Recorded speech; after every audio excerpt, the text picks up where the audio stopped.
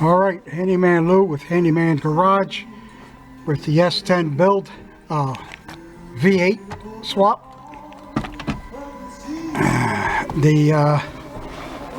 They sent me two gauges that were bad, so therefore I delayed the final edition of this. This is the final edition.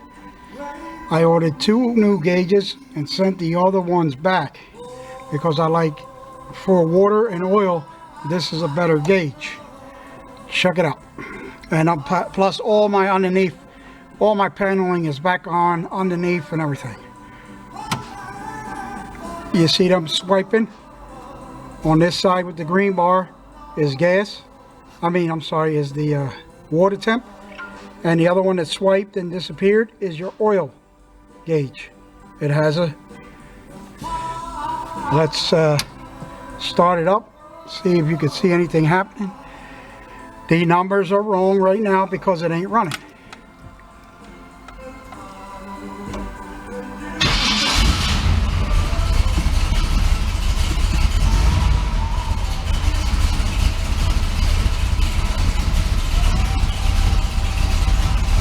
Sorry for the glare, the sun is going down.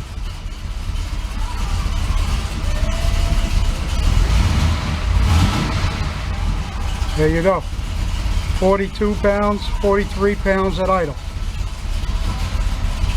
The temperature is 51 degrees. Two little green bars. Over here, we're in the green bar. It'll go all the way around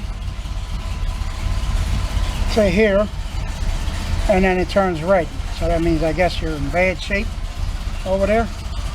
I don't know about this. I forget it, what color this one goes into. It does have a color change. Here's your gas. Here's my idle. That's way too low. I was tuning it up today. I pulled the valve covers off. I backed off all the rocker arms, and then until they tapped, and then I tighten them down till they stopped, and then put a quarter turn on each. She is running so much better now. Even at almost at less than 500, it's running so nice. You can hear the cam rumbling, but I need to bring it up to 750 because when you put it in gear, it probably will die. I haven't tried it yet. That's reverse. Let's drive. Yeah, see, it went down to 440. I gotta turn the idle off, which I'm gonna do right now. As soon as I hang on. Well, maybe better if you guys get to see that. I'll be right back. Okay, finally, it's done. Handyman Lou here with Handyman's Garage and the V8 swap for the S10. I'm finally ready for a maiden voyage. Not tonight. It's already 5 o'clock or 5:30. I just turned the idle up. It's running back and forth. That gauge doesn't sit still, but I don't care. There's been a lot of complaints about that gauges, about that RPM gauge. But let me pull you out here. It's fully bolted down now, air breather and all.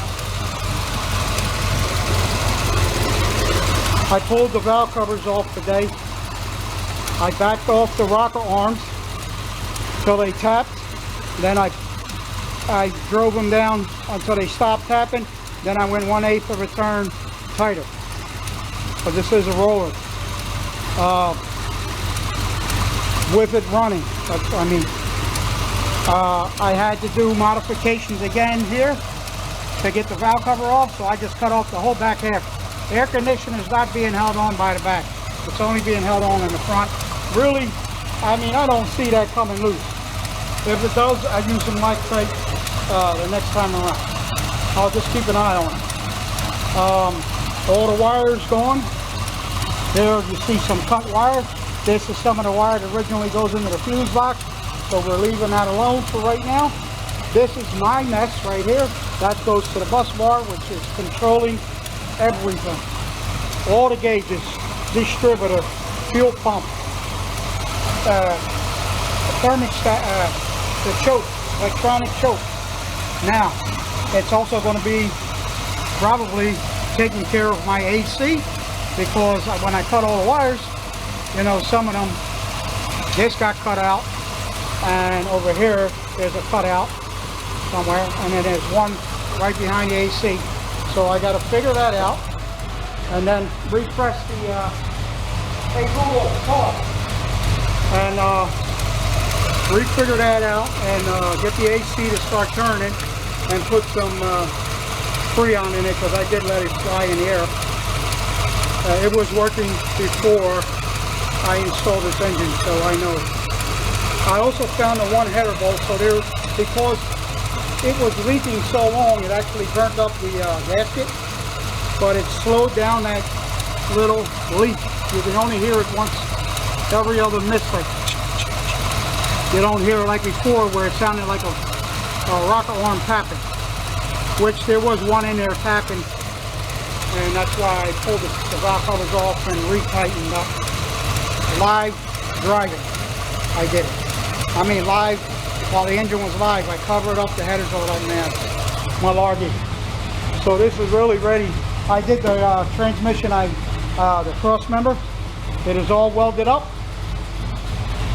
My transmission lift came, I think it was last week, but 2 days ago I did the transmission. I took the cross member out, I welded it,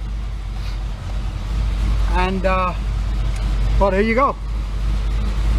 It's going up higher. It's 40. The pressure is 40. My water temperature is going up. It started at what? Before, I forget when we started, but there it goes. It's going up. I know it's going up because it was. There it is. The number just climbed up again, 65. There's your voltmeter, 13.2.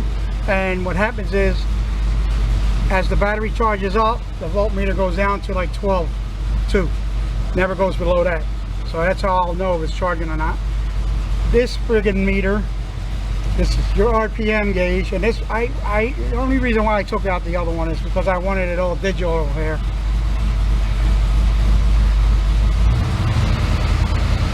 $1,300, $1,100. I don't have the fans on right now. I'm letting it heat up. There you go, 68.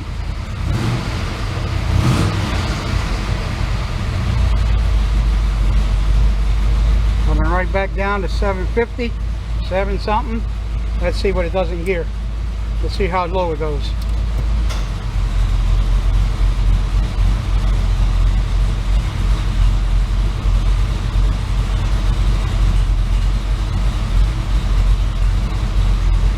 There's 70 degrees now. On the temperature is rising up quickly, so I'm going to turn the fans on so it'll start cooling the water.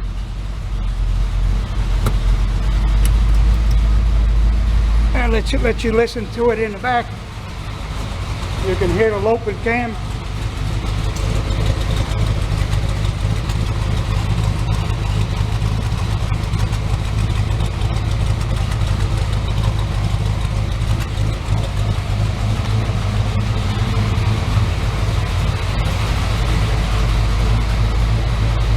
.72 the gauge.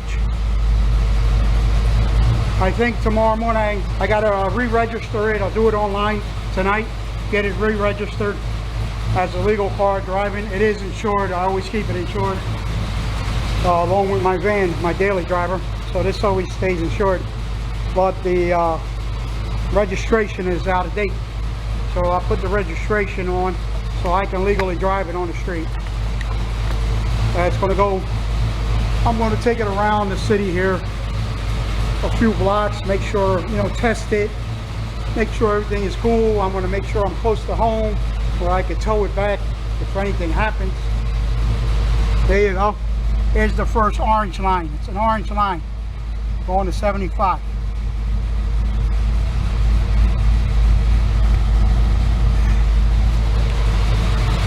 I'm going to turn that idle down just a little bit. It's up there at 800, I guess, as it warms up.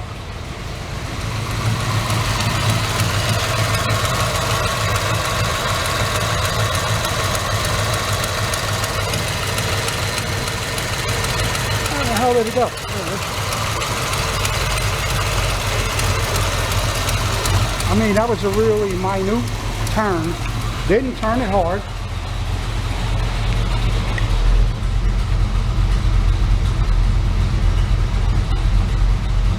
Turn it all a little more. A little smidgen more.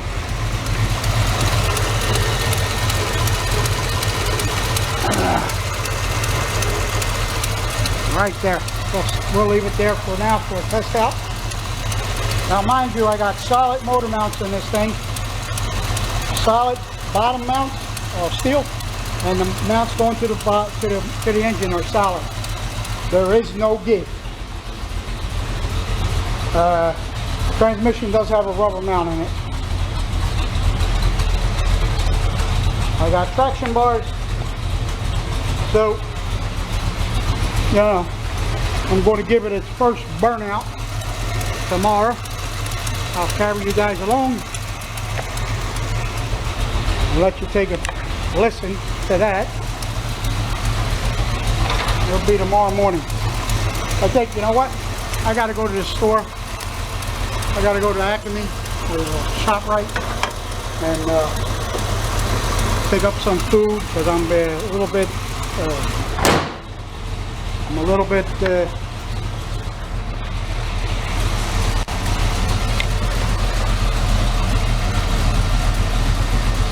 I don't know if you can hear that.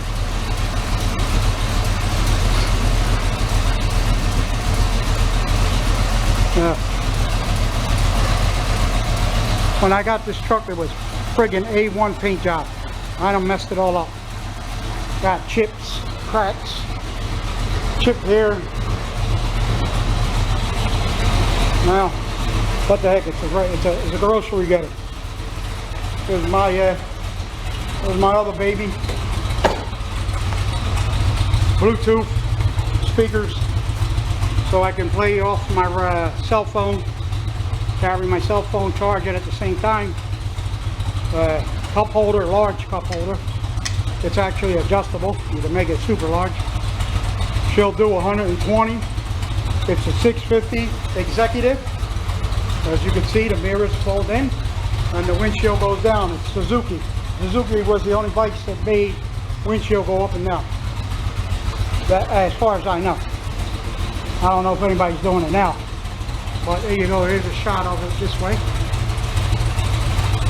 Here's the controls to the Bluetooth. It does have an FM radio built in it, but it doesn't show you where station you're in, so I don't even bother with that. I just turn my music card on in my cell phone and let it Bluetooth through the speaker, and then I can GPS with my phone at the same time. Everything on the phone. Alright, this is Handyman Lou with Handyman's Garage with the S10 V8 swap. That's a Vortec engine, by the way. Roller can. I'm out.